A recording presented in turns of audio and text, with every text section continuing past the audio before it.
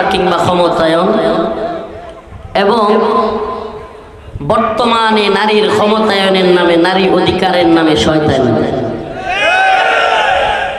ইসলামে নারীর কি ক্ষমতা, কি অধিকার দিয়েছে এবং বর্তমানে নারী অধিকারের নামে পশ্চিমা শয়তানি যেটা আমাদের উপর চাপিয়ে দেওয়ার চেষ্টা করা হচ্ছে, এটাই আজকের আলোচনার বিষয়বস্তু। প্রিয় হাজিরিন, জাহিলিয়াতের জমানায় এই ঘটনাগুলো আপনারা প্রায়ই জানেন। জাহিলিয়াতের ব্যবস্থাপনায় আল্লাহ রাসূল সাল্লাল্লাহু আলাইহি ওয়াসাল্লাম যখন মক্কায় আগমন করলেন, তখন আয়েশা দেখলেন এমন এক জাহালত পরিস্থিতি।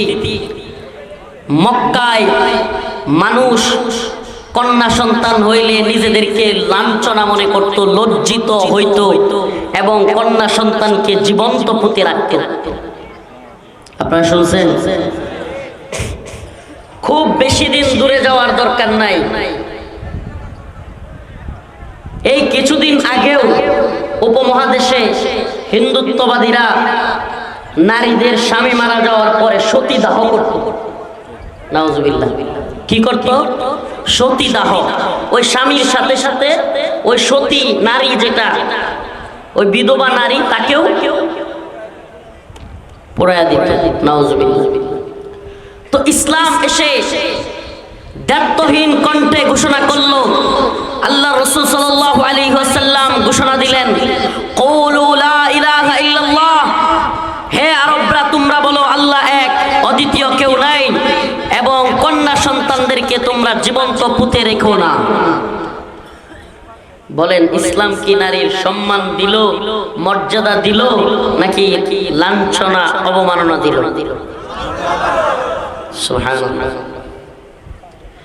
যখন নারীর কোনো অধিকার নাই, যেই সমাজে নারীকে জীবন্ত পুঁতে রাখা হইতো, সেই সমাজে নারীকে মা বানিয়ে দেওয়া, সেই সমাজে এসে হাদিস উচ্চারণ করা, আল জান্নাতু তাহতা আকদামিল উম্মাহাত, মায়ের পায়ের নিচে সন্তানের বেহেশত। কি এটা কি সহজ মনে করছেন? এটা এখনকার সমাজে আমরা বুঝাইতে পারবো না। তৎকালীন আরবে জাহিলিয়তের জামানায় যেখানে কন্যা সন্তান হইলে জীবন্ত পুঁতে রাখা হইতো, নিজেকে লাঞ্ছনা অবমাননা কর মনে করত, সেই জায়গায় আল জান্নাতু তাহতা আকদামিল উম্মাহাত, মায়ের পায়ের নিচে সন্তানের বেহেশত। আর কোন নারীকে জীবন্ত পুঁতে রাখা যাবে না, নারীকে সম্মান করতে হবে, নারীকে ইজ্জত করতে হবে। এই মর্যাদা সম্মান ইসলাম দিয়েছে কি দেয় নাই? প্রিয় উপস্থিতি, শুধু কি তাই, নারীদের জন্য ওয়ারিসানা সম্পদ এবং সেই সম্পদের সুষম বন্টন, সেটাও ইসলাম এসে নারীদেরকে তাদের সম্পদের ভাগ সেটাকেও সাব্যস্ত করেছে। কিন্তু ইসলাম আসার পূর্বে নারীদের, এই তো রিসেন্ট কিছুদিন আগেও, এখনো মনে হয় সনাতনীদের মধ্যে ওই আইন আছে, তারা কিছুই পায় না, বিয়ে হওয়ার সময় যা দেওয়ার দিয়ে দেয়, আর কিছুই কি করে না। প্রিয় ভাইরা আমার, বন্ধুগণ আমার, তো ইসলাম এত মর্যাদা এত সম্মান দিল, কিন্তু আমাদের নারীবাদীরা, এই বাংলাদেশ নয় গোটা পৃথিবীতে ইসলাম বিদ্বেষী তথাকথিত নারীবাদীরা আমাদের মা বোনদেরকে উলঙ্গ বেহায়া করে রাস্তায় নামানোর এক নীল নকশা তৈরি করল। এদের কাজটা অনেকটা ওই লেস কাটা শিয়ালের মতো। লেস কাটা শিয়ালের গল্প শুনছেন?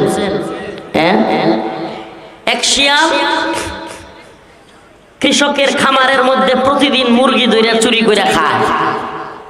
কৃষক বেচারা পড়ছে বিপদে, প্রতিদিন খামার থেকে মুরগি থাকে না, রাগে খুবে ওই বেচারা এক রামদানিয়া ওই খামারের দরজার চিপার মধ্যে গিয়ে বসে আছে। আজকে শিয়াল আসলে এক কূপ দিয়া কল্লা ফেলে দিবে। এবার শিয়াল তো অতি চালাক, মুরগি নিয়ে দিছে দৌড়। ওই যে খামারের যে কৃষক, উনি কূপ দিছে ঠিকই, কল্লায় না লাইগা লাগছে লেঞ্জার মধ্যে। লেঞ্জার মধ্যে লাগার পরে শিয়ালের লেজ কেটে গেছে, দৌড়ায়া সব শিয়ালের মধ্যে ওই শিয়ালটা চলে গেছে। ঘটনাক্রমে ওই শিয়ালটা ছিল শিয়ালের দলের লিডার, নেতা, শিয়ালের দলের লিডার, নেতা। এখন সব শিয়ালরা বলতেছে, লিডার, নেতা, আপনার লেজ কাটা কেন? সে মনে মনে চিন্তা করতেছে, যদি ঘটনা সত্যি সত্যি প্রকাশ করি যে আমার লেজ কৃষকে কাইটা দিছে, মুরগি চুরি করতে গেছিলাম, তাইলে তো আমার নেতামি টিকে থাকবে না। তাইলে কি করা যায়? কয় নেতামি টিকায় রাখার জন্য শিয়াল একটা বুদ্ধি তৈরি করলো। কি সেই বুদ্ধি? সে সকল শিয়ালদেরকে বলল, আজকের এই দিনে যে ইচ্ছাকৃতভাবে নিজের লেজ কাটবে সে আগামী 100 বছর আমাদেরকে নেতৃত্ব দেবে। ঘটনাটা শুনে হাস্যকর লাগতেছে।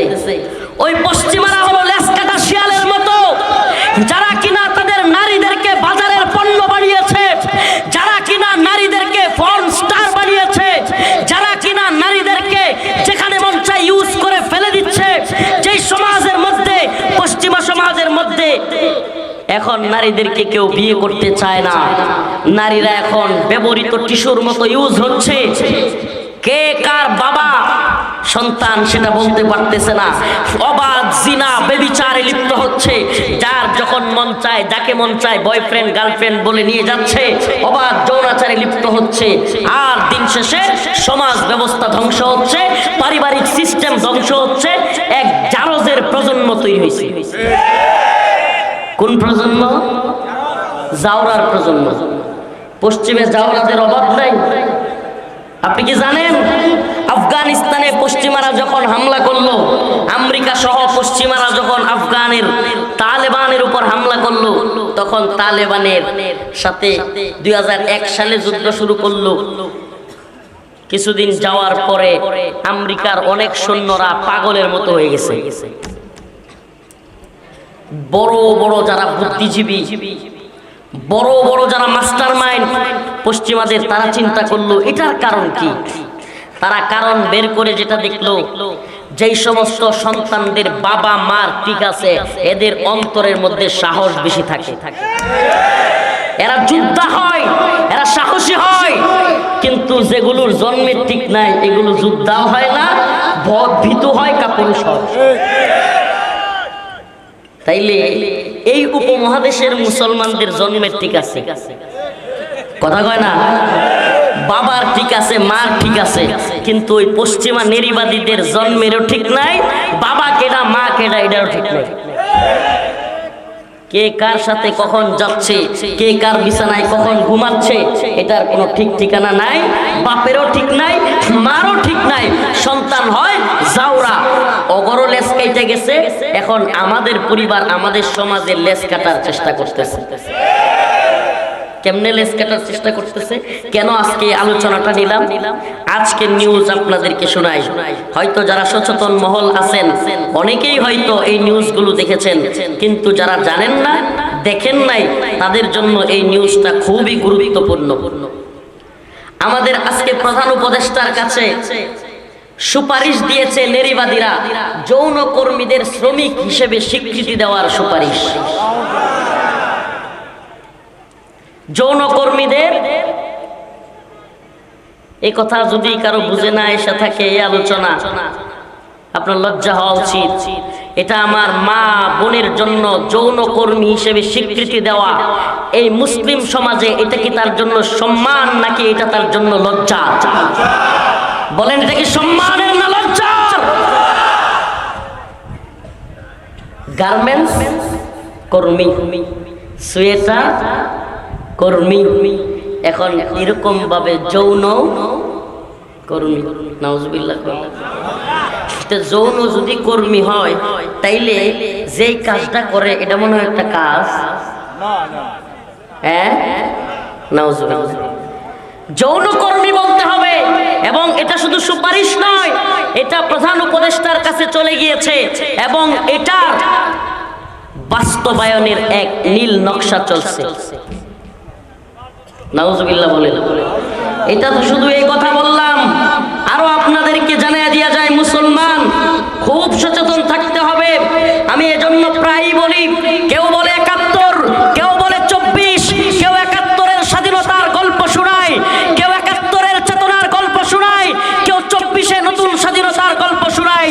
কিন্তু বাস্তবতা হলো, ও জাতি, চোখ কান খোলা রেখে অন্তর থেকে বলো, বাস্তবতা উপলব্ধি করে বলো, দলের দালালি কিংবা নেতার দালালি বাদ দিয়া বাস্তবতার নিরিখে বলো, ৭১-এ পাকিস্তান থেকে আমরা মুক্ত হয়েছি ঠিকই, কিন্তু ৭১ থেকে ২০২৪ পর্যন্ত ভারতের গোলামির মধ্যে আবদ্ধ ছিলাম।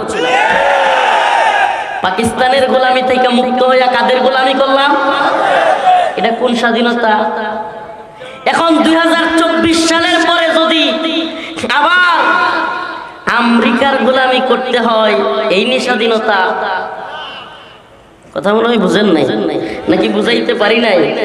এই দেখেন, আমাদের মুসলমানদের উত্তরাধিকার আইন নিয়ে টান দিছে। এই কথাগুলো খুবই জরুরি। লিখেছে, মুসলমানদের উত্তরাধিকার আইন বাতিল করতে হবে, নারী পুরুষের সমান সম্পত্তি দিতে হবে।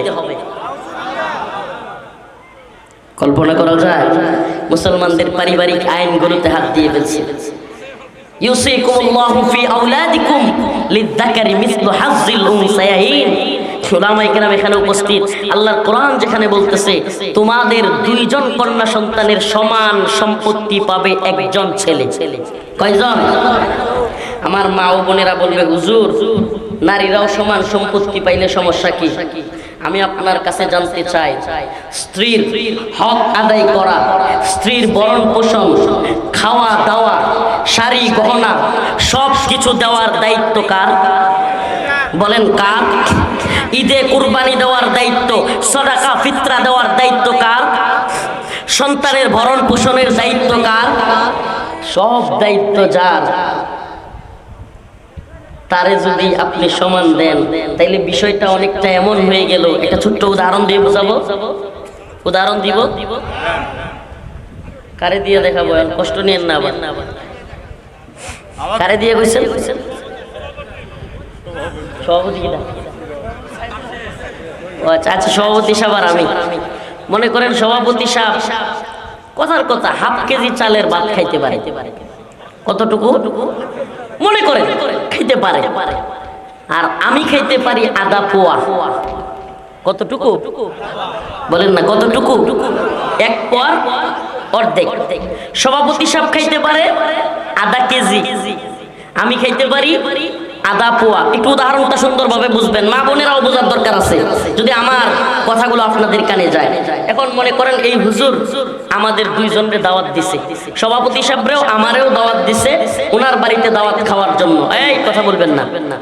এখন আমরা দুইজনকে দাওয়াত দেওয়ার পরে সভাপতি সাহেব এবং আমি যখন গেছি, উনি বললেন যে, মাদানী সাহেব, সভাপতি সাহেব, আমি দুইজনের জন্য 1 কেজি চালের ভাত রান্না করছি। কত? 1 কেজি। সভাপতি সাহেব খাবে আধা কেজি, হাফ কেজি আপনিও খাইতে হবে হাফ কেজি। দেখতে মনে হয় না সমান অধিকারই তো দিছে? ঠিক কি ঠিক না?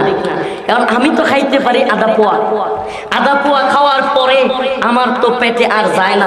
এখন যদি উনি লাঠি নিয়ে বৈশাখ কয় যে, মাদানী সাহেব, সমান অধিকার, আপনারও আধা কেজি খাইতে হবে, এখন এই খাওয়া আমার জন্য কি আনন্দের হবে নাকি আযাবের হবে?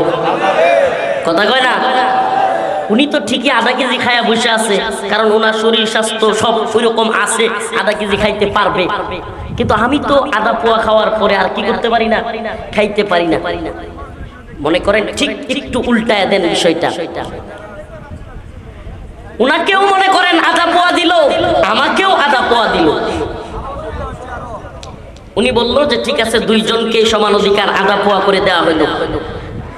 আমি তো আধা পোয়া খাইছি, পেট ভরে গেছে, আলহামদুলিল্লাহ বলতেছি, শুকরিয়া আদায় করতেছি।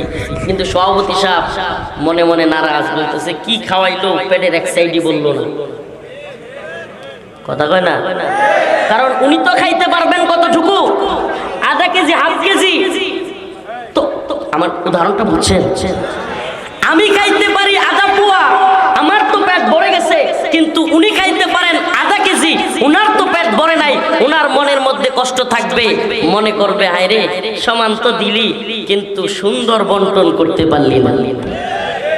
প্রিয় ভাইরা আমার, বন্ধুগণ আমার, সমান অধিকার আর সুষম বন্টন এক জিনিস না।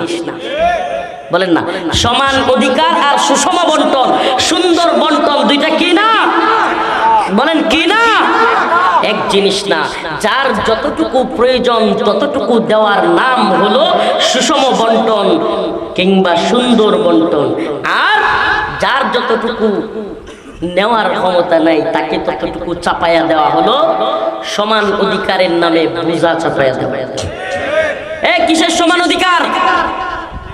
আজকের নারীবাদীদের কাছে জানতে চাই, এই চৈত্র মাসের ভর দুপুরে ঢাকার রাস্তায় গরমের তীব্রতার মধ্যে কোন নারী আছে যে রিক্সা চালাইতে পারবে প্যাডেল মাইরা? হ্যাঁ, তাইলে এই চৈত্র মাসের ভর দুপুরে পুরুষরাও রিক্সা চালায়।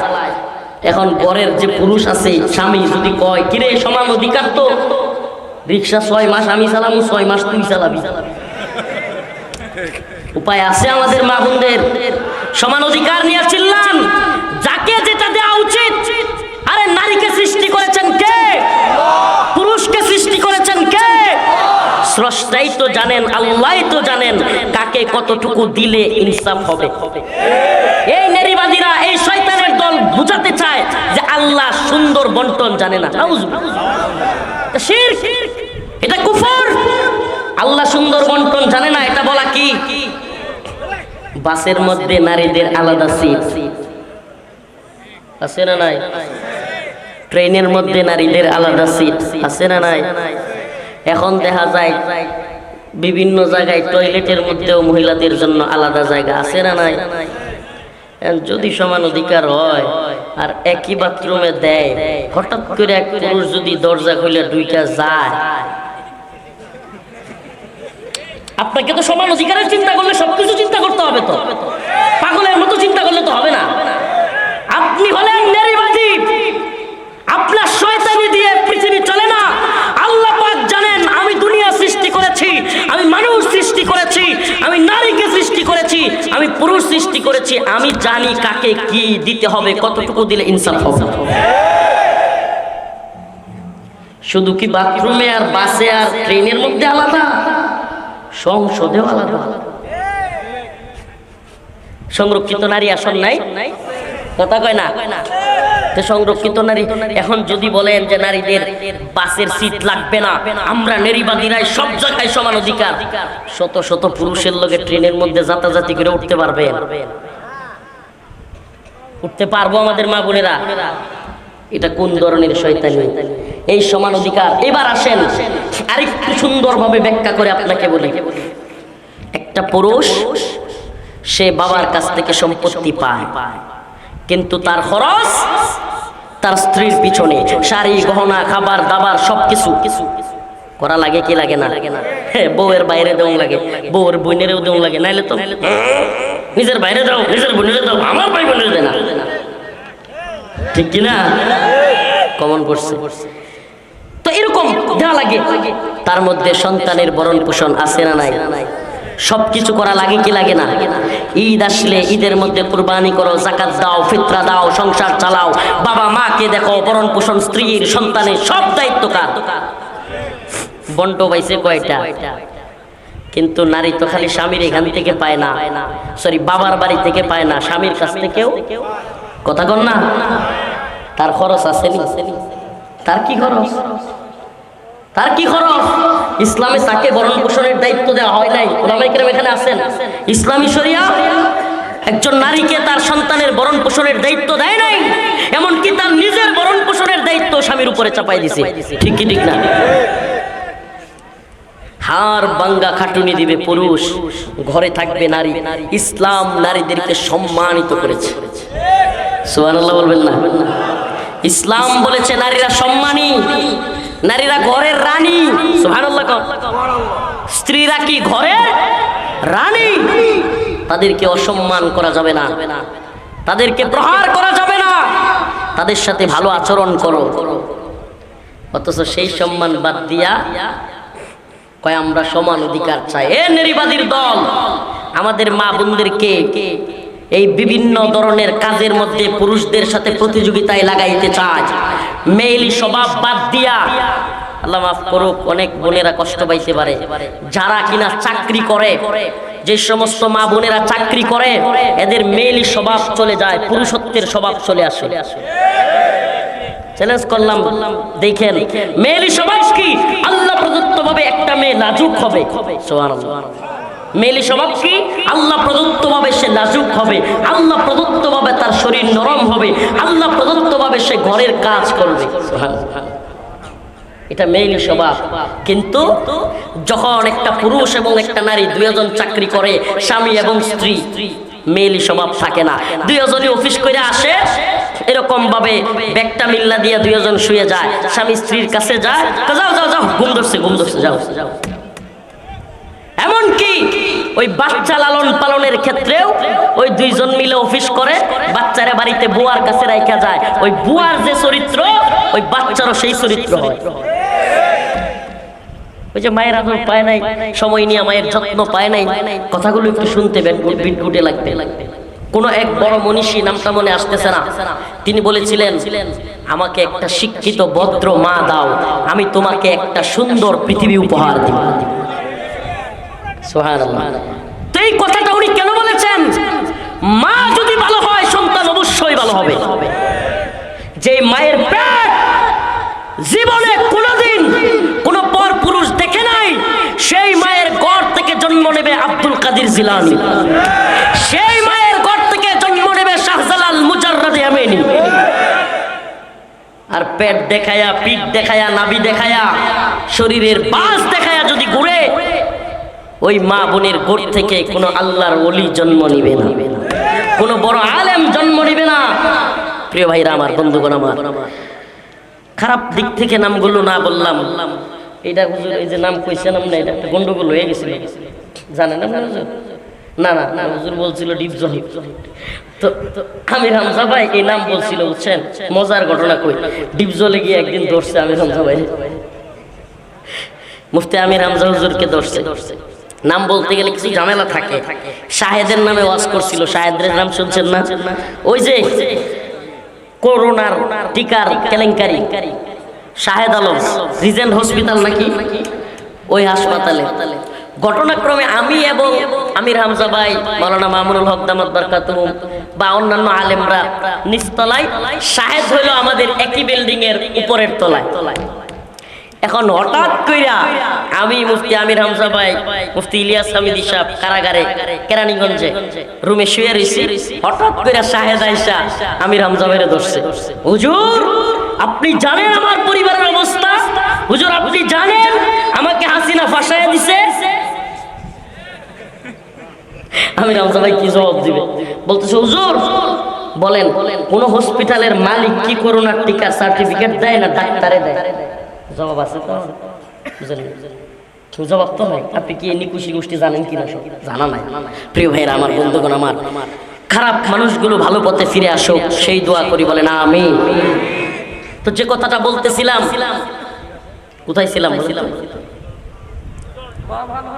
ওয়ারিস, না না ওয়ারিস, মা ভালো হলে সন্তান ভালো। এই যে ওয়ারিসানা সম্পত্তির বিষয় যেটা বললাম, যে খরচের দায়ভার সম্পূর্ণ পুরুষের, নারীর খরচের দায়ভার নাই। কিন্তু আজকে এই নারীবাদী শয়তানেরা, এরা আইন প্রণয়নের জন্য সরকারের কাছে চাপ প্রয়োগ করতেছে, মুসলমানদের উত্তরাধিকার আইন বাতিল করতে হবে, পুরুষ এবং নারী সমান সম্পত্তি দিতে হবে। নাম্বার 2, সকল ধর্মের জন্য অভিন্ন পারিবারিক আইন প্রণয়ন করতে হবে। যেমন আমি বুঝাইতে পারিনি, নাউজুবিল্লাহ, সকল ধর্মের এক আইন, মানে কোরআনের কোন আইন আমাদের পরিবারে চলবে না, আমাদের পারিবারিক। এরপরে দেখেন আরো খতরনাক কি, 3 নাম্বারটা হলো জাতিসংঘ প্রণীত CEDAW সনদের অধীনে বিবাহ ও পারিবারিক ক্ষেত্রে আইনের বাস্তবায়ন। মানে জাতিসংঘ নামের কুফরি সংস্থা যে আইন তৈরি করেছে, সেটা আমাদের এই বাংলাদেশেও ঢুকাইতে হবে এবং ইসলামিক যে আইনে বিবাহ শাদী হয়, যেই আইনে রেজিস্ট্রি হয়, একে অপরের আলাদা হয়, আমি শব্দটা ইউজ করতেছি না, বিবাহিতদের জন্য এই শব্দও কম ইউজ করা চাই। প্রিয় ভাইয়েরা আমার, তো এই যে আইন, এটা তাদের আদলে তৈরি করতে হবে। আমাদের জানতে মনে চায়, এটা কি মগের মূল্য? আপনি আমাদের মা বোনদেরকে যৌনকর্মী বইলা অধিকার দিবেন? যৌনকর্মী বলা এটা কি মা বোনদের জন্য অধিকার নাকি লজ্জা? আবারও বলেন, অধিকার নাকি লজ্জা? আমি বলি, সরকার যদি প্রকৃত পক্ষে নারীদের সম্মান দিতে চান, নারীর অধিকার দিতে চান, আমাদের বর্তমান বাংলাদেশে সবচাইতে বাজে কালচার যেটা, আমাদের মা ও বোনেরা বাবার যে সম্পত্তিটা ওয়ারিসে পাওয়ার কথা, এইটাও বর্তমানে ভাইয়েরা দেয় না। আমাদের দেশে নেত্রকোনায় আছে, আপনাদের অঞ্চলে আছে কিনা জানি না, আছে? এই নারীবাদীর দল পারলে চিল্লাচিল্লি বাদ দিয়া ইসলাম যতটুকু অধিকার নারীদেরকে দিয়েছে, সরকার যেন সেটা বাস্তবায়ন করে। কেন মেয়েদের অধিকার খর্ব করা হবে? কেন আমাদের মা বোনদের যতটুকু ন্যায্য পাওনা সেটা দেওয়া হবে না? তুমি তোমার বাপের গর্তে হইছ, মেয়েটাও তো বাপের গর্তে হইছে, ঠিক কি ঠিক না? তো ওই মা ওই বোন যতটুকু পাবে তাকে ততটুকু বুঝাইয়া দাও। এই নারীবাদীরা এগুলো নিয়ে কাজ করবে না। এই নারীবাদীরা আমাদের মা বোনদেরকে পতিতালয়ে নিয়ে যৌনকর্মী বইলা অধিকার আদায় করতে চাইবে। ও মুসলমান ইমানদার, যৌনকর্মী হওয়া কোনো মেয়ের জন্য সম্মানের নয়, এটা লজ্জার।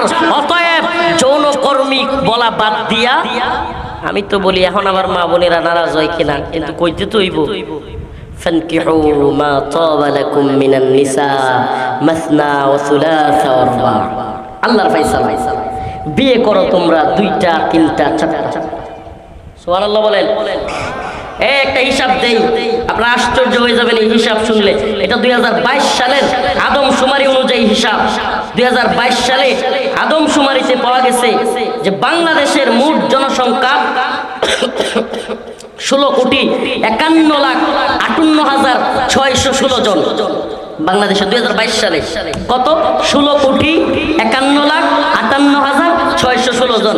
এর মধ্যে পুরুষের সংখ্যা 8,17,12,824 জন এবং নারীর সংখ্যা ছিল 8,33,47,206 জন।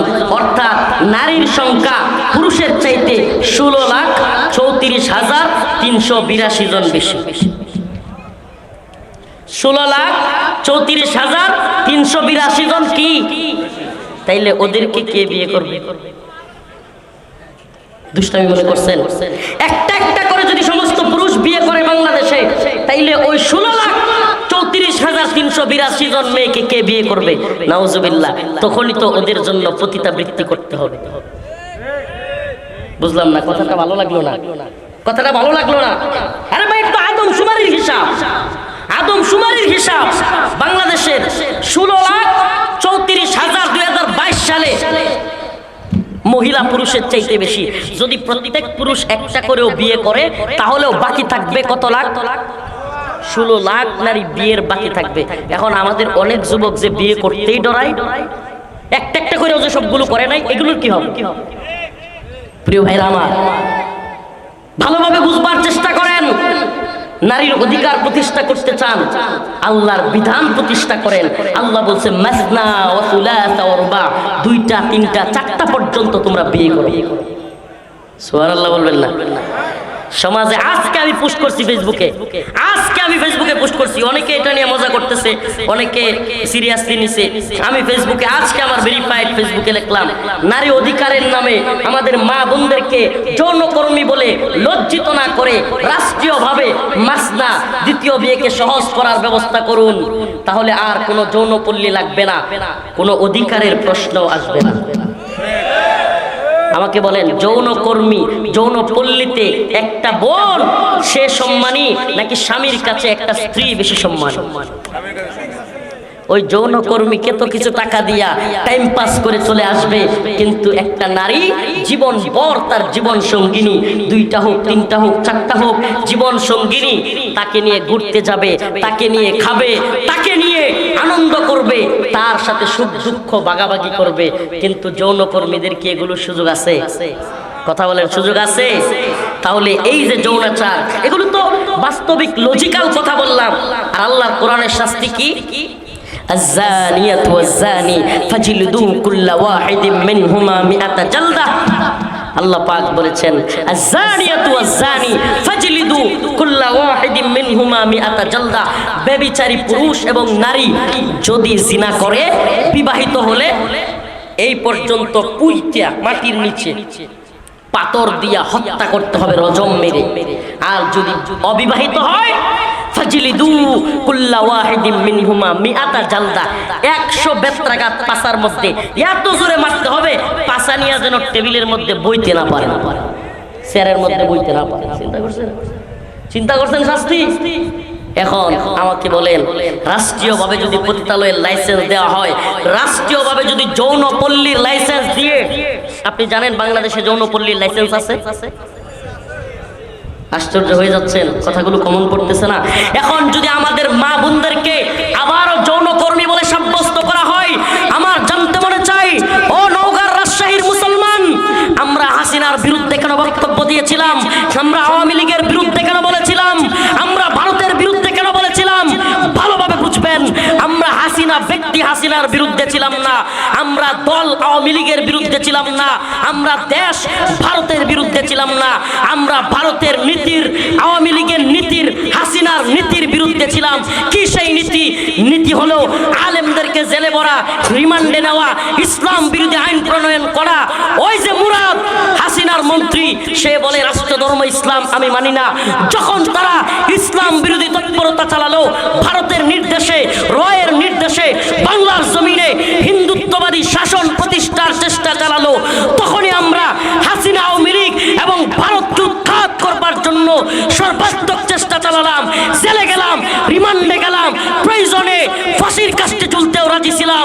এদেশের আলেম উলামারা জীবন দিল, যেই কারণে দিল এদেশে যেন কেউ ইসলাম বিরোধী তৎপরতা চালাতে না পারে। আমি ইন্টারিম গভর্নমেন্টকে বলি, বর্তমান সরকারকে বলি, হুঁশিয়ার হয়ে যাও, সাবধান হয়ে যাও। ইসলাম বিরোধী কোনো আইন প্রণয়ন করতে চাইলে হাসিনার মতো তোমাদেরও বেহাল দশা হবে।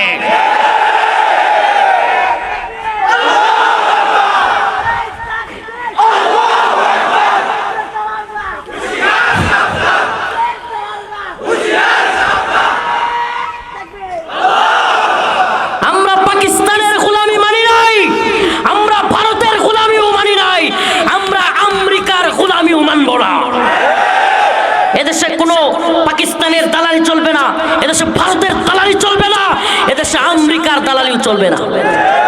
হাসিনা ভারতের দালালি কইরা যদি রান্না করা খাবার তুইয়া পলায় যাইতে হয়, তা আপনারা কিন্তু, ভারত তো একটু কাছে আছে, আমেরিকা কিন্তু অনেক দূর, আমেরিকা কিন্তু অনেক দূর।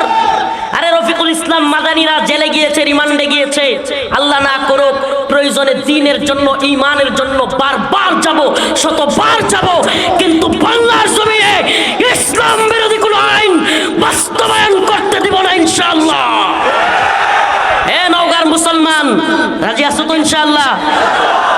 নারীর অধিকারের নামে আমাদের মা বোনদেরকে যৌনকর্মী বলে এই সমস্ত ভণ্ডামি আর শয়তানি বন্ধ না করলে পুরা বাংলাদেশ তাওহীদবাদী জনতাকে নিয়ে আমরা অচল করে দিব। রাজি আছেন ইনশাআল্লাহ? আর কোন তথাকথিত বিপ্লব নাই, এবার হবে কোরআনের বিপ্লব। আর কোন তথাকথিত বিপ্লব নাই, এবার হবে কোরআনের বিপ্লব, সুন্নাহর বিপ্লব, যে বিপ্লবের মধ্য দিয়ে আমাদের বাংলাদেশেও কোরআনের শাসন চলবে। রাজি আছেন ইনশাআল্লাহ? এরা হলো জনগণের দাস, জনগণ যেই দিকে যায় এরাও সেই দিকে যায়। জনগণ ফিলিস্তিনের পক্ষে, এরাও ইসরায়েলের বিরুদ্ধে একটা পোস্ট মারছে, বিবৃতি দিয়ে দিছে। কিন্তু বলেন যে ইসরায়েল ফিলিস্তিনে হামলা করতেছে, ঠিক আছে, কিন্তু ইসরায়েলকে ড্রোন দিচ্ছে কে? মিসাইল দিচ্ছে কে? অস্ত্র দিচ্ছে কে? গোলা বারুদ দিচ্ছে কে? বিমান দিচ্ছে কে? হেলিকপ্টার দিচ্ছে কে? সকল সাপোর্ট দিচ্ছে আমেরিকা। ঠিক কি ঠিক না? সকল সাপোর্ট দিচ্ছে কে? এখন বলেন আমেরিকার বিরুদ্ধে একটা বিবৃতি দিতে লুঙ্গি আর প্যান্ট গরম হয়ে যাবে। আমেরিকারে আব্বা আব্বা কয়, আমেরিকা কয় জঙ্গি, হেরাও কয় জঙ্গি। আমেরিকা কয় কালেমার পতাকা উড়ানো যাবে না, হেরাও কয় কালেমার পতাকা উড়ানো যাবে না। আমার জানতে মনে চায় মুসলমান, ফিলিস্তিন একটা রাষ্ট্র, এই জন্য আপনি ফিলিস্তিনের পক্ষ নিছেন? আমার কথা মনে হয় বুঝে নাই। কাশ্মীর, মায়ানমার, কেন আপনি আমি ফিলিস্তিনিদের পক্ষ নিয়েছি? ইমানের দাবিতে, কালেমার দাবিতে। কথা কয় না? বাংলাদেশে আমাদের কালিমা লা ইলাহা ইল্লাল্লাহ, রোহিঙ্গা মুসলমানদের মায়ানমারের কালিমা লা ইলাহা, ফিলিস্তিনি মুসলমানদের কালিমা লা ইলাহা, আরাকানের, উইগুরের, চীনের মুসলমানদের কালিমা লা ইলাহা, কাশ্মীরের মুসলমানদের কালিমা লা ইলাহা। বোঝা গেল আমরা ফিলিস্তিনি মুসলমানরা মায়ের খায়, বাংলাদেশে অন্তরের মধ্যে কষ্ট লাগে। বোঝা গেল এটা কালেমার কারণে। সুবহানাল্লাহ। কোন কারণে বলেন না? কোন কারণে? কালেমার কারণে।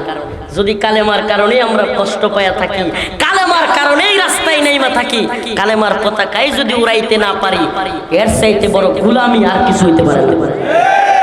তো আমি তো বারবার বলি, আমরা ভারতের গোলাম না, আমরা আমেরিকারও গোলাম না, আমরা কার গোলাম? বলে না কার গোলাম? অতএব আল্লাহর গোলামরা কালেমার পতাকা উড়াইতে ভয় পায়। কোনো একদিন এদেশের আকাশে কালেমার পতাকা উড়বে ইনশাআল্লাহ।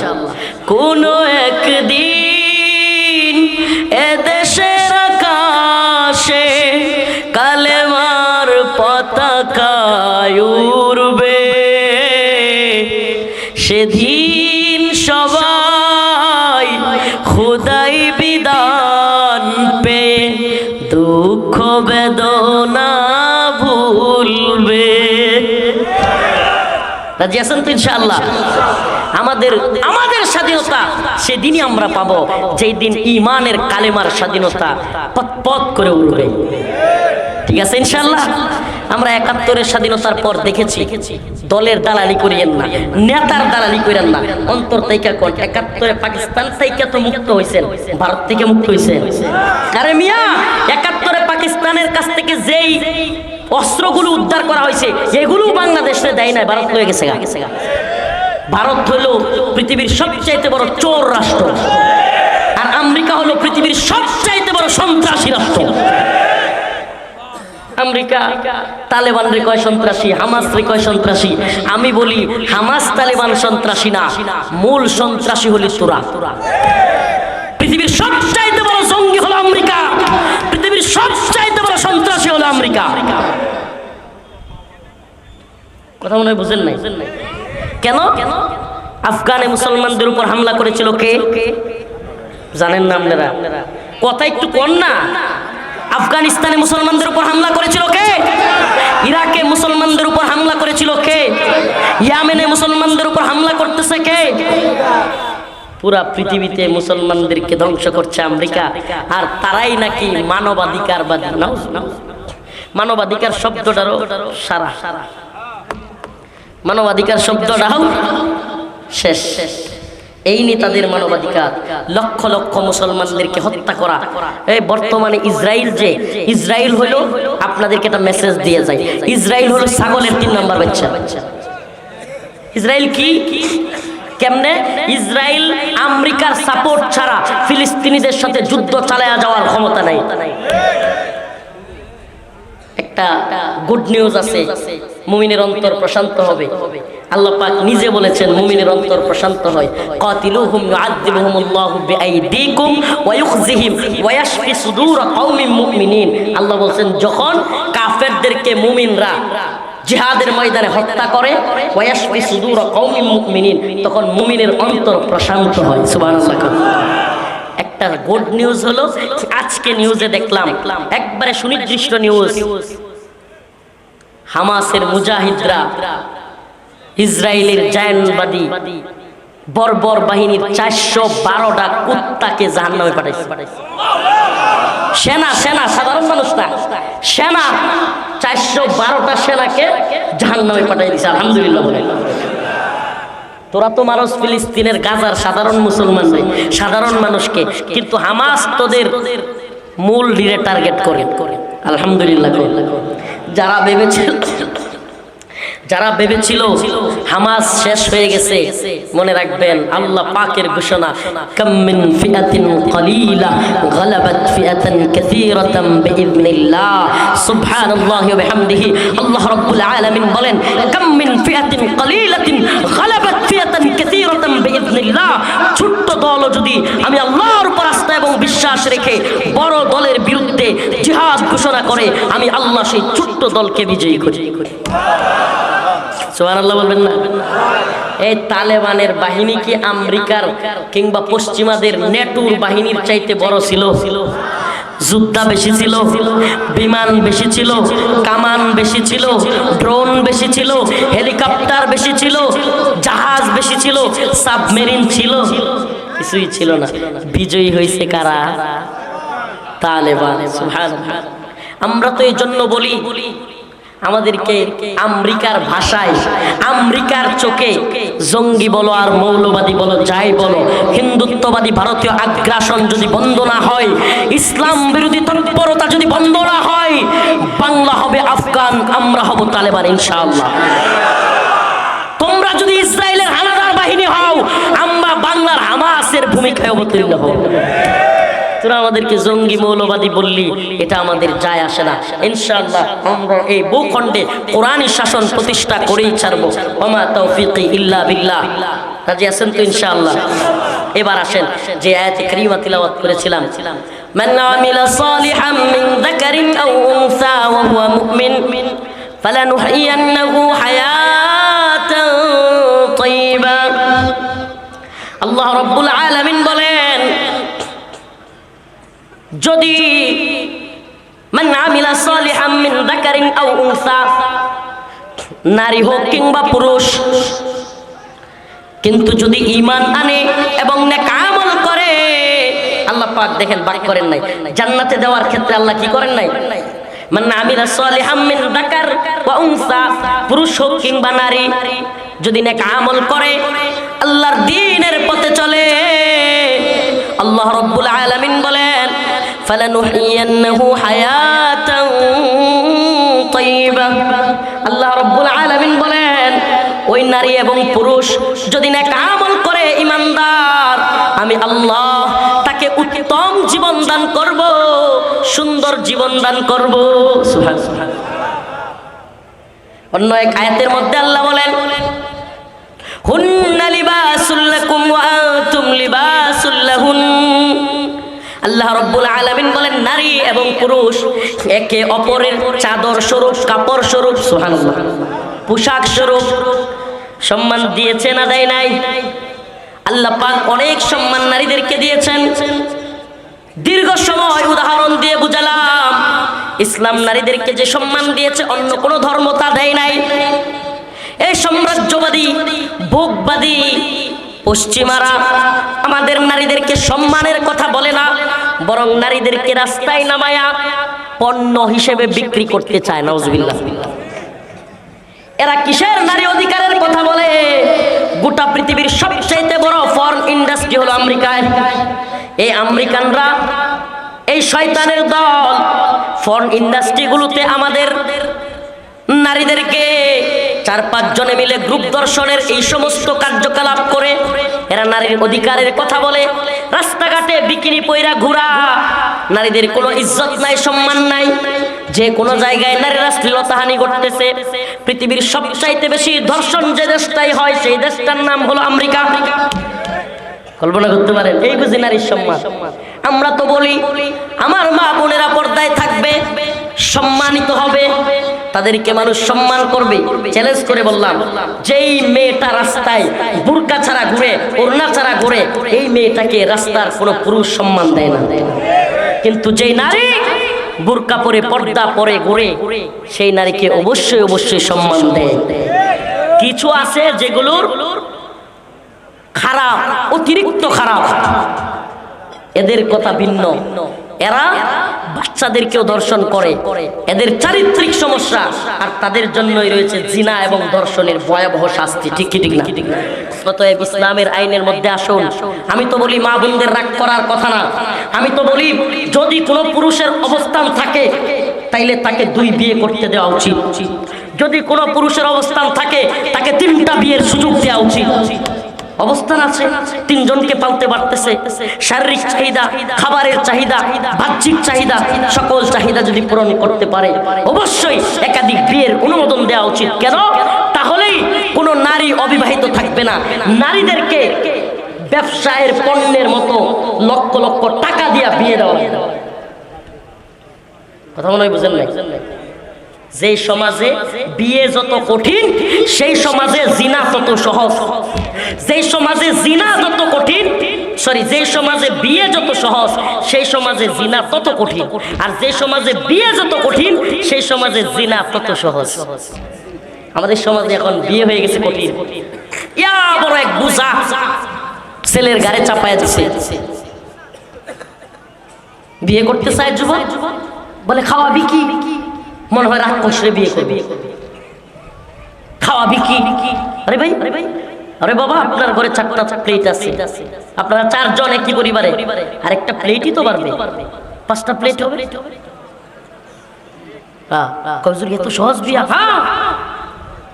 50,000 টাকা মাত্র কাবিন নির্ধারণ করবেন, একটা বকরি জবাই করবেন অলিমার জন্য, আর 5-6 কেজি খেজুর ছিটায়া সবার মধ্যে দিয়ে দিবেন, বাস বিয়ে শেষ, খালাস।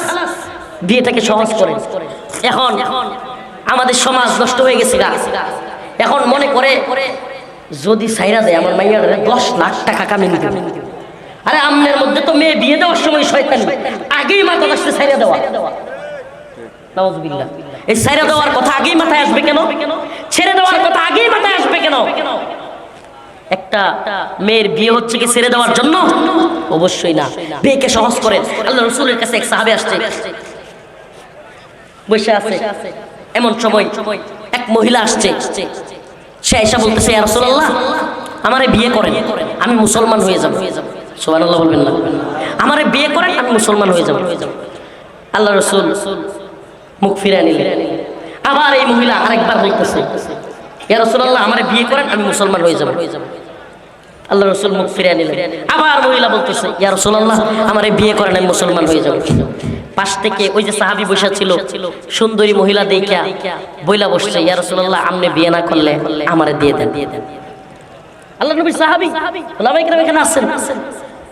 সাহাবী বললেন, ইয়া রাসূলুল্লাহ, আপনি বিয়ে না করলে আমার সাথে বিয়ে দিয়ে দেন। সুন্দরী মহিলা পছন্দ হয়ে গেছে। আল্লাহ রাসূল বললেন, বিয়ে করবা, মোহর আছে? কি দিবা? স্বর্ণ আছে? কয় নাই। রূপা আছে? কয় নাই। কয় যাও একটু পিতলের কিছু নিয়ে আসো। কয় ইয়া রাসূলুল্লাহ, আমি তো, আপনি জানেন আমি কত গরিব, আমার কাছে কিছু নাই। তখন জিজ্ঞেস করলেন, সূরা কেরাত কিছু জানো? কয় ইয়া রাসূলুল্লাহ, কয়েকটা সূরা শিখছি। ওই মহিলারে জিজ্ঞেস করলেন, তুমি তো নতুন মুসলমান হচ্ছ, তুমি তো কোনো সূরা জানো না, ওই যে তার সাথে তোমাকে বিয়ে দিচ্ছি সে সূরাগুলো তোমাকে শিখাইয়া দিবে, এটাই তোমার বিবাহের মোহর। সুবহানাল্লাহ। আস্তে আস্তে দেখছেন বিয়ে কত সহজ করেছেন, বিয়ে কত সহজ। আর আমরা 5 লাখ টাকার কাবিনের বুঝা ওই ছেলের মাথায় ধরায় দিই। ও চিন্তা করে 5 লাখ টাকা কবে কামামু, কবে বিয়া করমু। এর বালিশের লোকে খালি জড়ায় ধরে ধরে কান্দে। এই কান্না তো আপনি শুনবেন না, আপনি শুনবেন, আপনি নিজেও কাঁদছেন এক সময়। আপনার বাপেও আপনার কষ্ট দিচ্ছে, নিজের পোলারেও দিচ্ছেন, নিজের মেয়েকেও দিচ্ছেন না। আল্লাহ রাসূলের নির্দেশনা মানেন, আল্লাহর ঘোষণা মানেন। আল্লাহ বলেন, ফানকিহু, তোমরা বিয়ে করো। আল্লাহ রাসূল বলেন, ইয়া মা'আশারাশ শাবাব মান ইসতাতা'a মিনকুমুল বা'a ফালইতাযাওয়াজ। হে যুবক, অবস্থান হওয়ার সাথে সাথে তুমি বিয়ে করো। আমি তো বলি অবস্থান হলে 2টা বিয়ে করেন, আমারও নিয়ত আছে ইনশাআল্লাহ। অবস্থান তৈরি হলে 2টা করেন, তবে সাবধান, প্রথম স্ত্রীর অধিকার নষ্ট না কইরা। কথা কয় না? প্রথম স্ত্রীর অধিকার হক ঠিক মতো আদায় না করতে পারলে দ্বিতীয় বিয়ে করলে প্রথম বউয়ের পিটানি খাওয়া লাগবে, এটাও সাবধানে থাকেন। কিন্তু হক আদায় করে করতে পারলে অবশ্যই মাসনা করার অনুমতি দেওয়া উচিত। আল্লাহ পাক আমাদের সমাজের মধ্যে বিয়েকে সহজ করে দিন, বলেন আমিন। আমি তো মাঝে মাঝে চিন্তা করি বিয়ের ক্যাম্পেইন করব, সহজ বিয়া, মেয়ে পক্ষ আসবে ছেলে পক্ষ আসবে সবগুলোরে বিয়ে করায় দিন, সহজ বিয়া, সহজ বিয়া। প্রয়োজন হলে পড়াশোনা করব, ছেলেও পড়বে মেয়েও পড়বে, বিয়ে হয়ে থাকবে। সুবহানাল্লাহ কন্যা। এখন বিয়ে হয় না, ঠিকই ছেলে মেয়ে একটা আরেকটার লগে ফোনে কথা কয়, ঠিকই অবৈধ মিলামেশা করে, সন্তান ডাস্টবিনে ফেলে রেখে আসে, কিন্তু বৈধ পন্থায় বিবাহকে কঠিন করা হয়েছে। আল্লাহ পাক বুঝার এবং আমল করার তৌফিক দান করুক, বলেন আমিন। আল্লাহ পাক নেককার নারী নেককার পুরুষ আমাদের সমাজে ভরপুর করে দিক, বলেন আমিন। আল্লাহর জান্নাতে যাওয়ার তৌফিক দান করুক, বলেন আমিন। ওয়া আখিরু দাওয়ানা আলহামদুলিল্লাহি রাব্বিল আলামিন। সুবহানাকাল্লাহুম্মা ওয়া বিহামদিক আশহাদু আল্লা ইলাহা ইল্লা আনতা আস্তাগফিরুকা ওয়া আতুবু ইলাইক। একটু আদা দিয়ে দিয়ে দোয়া করেন 10 মিনিট মাহফিল কমিটির অনুরোধ আগে বলতে থাক, এখনই একটু দোয়ার আগে একটু আদা দিয়ে। আচ্ছা শুনেন, আজকের এই প্রোগ্রামটা যে যুব সমাজ করেছে মসজিদের উন্নয়ন কল্পে, মসজিদের কাছে দোয়ার আগে, মোনাজাতের আগে, দোয়ার আগে দান সদকা কবুল হয়, মসজিদের উন্নতি কল্পে আপনাদের কাছে আমার আবেদন মাহফিল কর্তৃপক্ষের পক্ষ থেকে এসেছে যে হুজুর মসজিদের কাজ চলছে, এই মসজিদের উন্নয়ন কল্পে কিছু আদায় আপনাদের যদি কেউ অন্তর থেকে চান যে আমরা মসজিদের জন্য কিছু দিব, ইনশাআল্লাহ দিয়ে যেতে পারেন। মান বানা লিল্লাহি মাসজিদান বানাল্লাহু লাহু বাইতান ফিল জান্নাহ। আল্লাহ রাসূল রহমানির রহিম মালিকি ইয়াউমিদ্দিন ইয়্যাকা না'বুদু ওয়া ইয়্যাকা নাস্তাঈন আল্লাহুম্মা আরযুকনা শাহাদাতান ফি সাবিলিক। হায় আল্লাহ পাক পরওয়ারদিগারে আলম আমাদের জীবনের জিন্দেগানের সমস্ত গুনাহ খাতা মাফ করিয়া দেন। আয় রব্বুল আলামিন, আয় আল্লাহ আপনি আমাদের গুনাহগুলি মাফ করে দেন। আল্লাহুম্মা আনসুরিল ইসলাম ওয়াল মুসলিমিন। হে আল্লাহ ফিলিস্তিনের মুসলমানদেরকে হেফাজত করেন। আল্লাহ Kashmir, Arakan, Uyghur, Bosnia, Chechnya, Mali, Somalia, Libya, Syria সহ সমস্ত ভূখণ্ডের মুসলমানদেরকে হেফাজত করেন। রব্বুল আলামিন আপনি আমাদেরকে মাফ করে দেন। আল্লাহ আমাদের মা বোনদেরকে পর্দায় থাকার তৌফিক দান করেন। আল্লাহ পুরুষদেরকেও আল্লাহ নজরের হেফাজত করার তৌফিক দান করেন। আল্লাহ ঋণগ্রস্তদের ঋণ পরিশোধ করার তৌফিক দেন। অভাবীদের অভাব দূর করেন। আল্লাহ প্রবাসে যারা আছে তাদের প্রবাস জীবন সুন্দর সহি সালামতি রাখেন। আল্লাহ যাদের বাবা নাই মা নাই তাদের বাবা মার কবরকে জান্নাতের বাগান বানায়া দেন। আল্লাহ ভূখণ্ডের মুসলমানদেরকে হিন্দুত্ববাদী ষড়যন্ত্র থেকে রক্ষা করেন। আল্লাহ আজকের এই প্রোগ্রামকে কবুল করেন, যুব সমাজকে কবুল করেন। শ্রম গাম দিয়ে, টাকা দিয়ে, পয়সা দিয়ে আল্লাহ যারা শ্রম গাম দিয়ে আল্লাহ চেষ্টা মেহনত করেছে তাদেরকে কবুল করেন।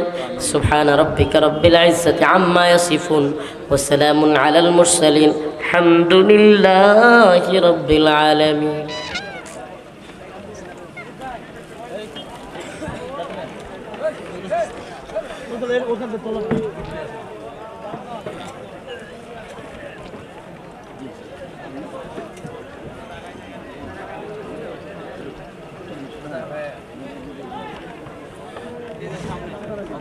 ভাই